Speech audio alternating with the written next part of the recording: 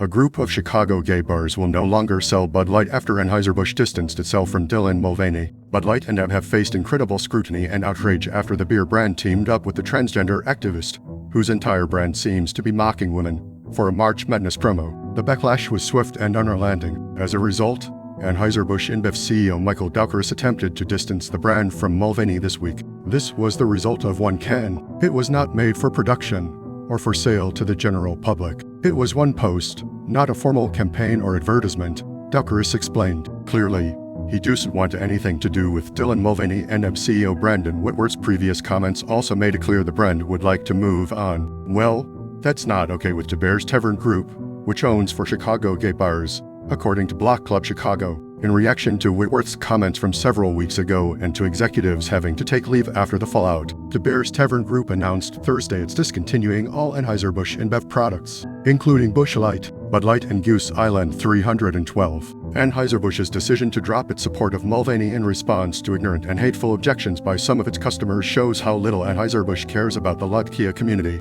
and in particular transgender people, who have been under unrelenting attack in this country, the company further stated. No evidence was presented for the claim transgender people are under unrelenting attack in the USA. The statement also ridiculously claims AB is only interested in pleasing those in this country who sow hate and division. Apparently, if you don't support DYLAN Mulvaney's shtick of mocking women and acting like a little girl, you sow hate and division. To be clear, there doesn't seem to be anybody saying Anheuser-Busch shouldn't be sold to gay or transgender people. Not at all. The average person couldn't care less who drinks Bud Light. The problem is obvious, and it doesn't take a genius to figure out. The average Bud Light drinker is a guy who works hard all day and then comes home for a football game and wants a cold beer. Dudes crushing Bud Lights want to have a good time. They don't want woke nonsense injected into their beer choice. Instead of acknowledging this obvious fact, VP of Marketing Alyssa Heinerscheid claimed in an interview it was her goal to destroy the frothy reputation of the beer brand. The brand collaborated with DYLAN Mulvaney and the rest is history. Bud Light spit in the face of its customers and are now feeling the pain. It has nothing to do with sexual orientation. The entire situation has to do with Bud Light teaming up with a person who mocks women. Remember, the ad was about how DYLAN Mulvaney,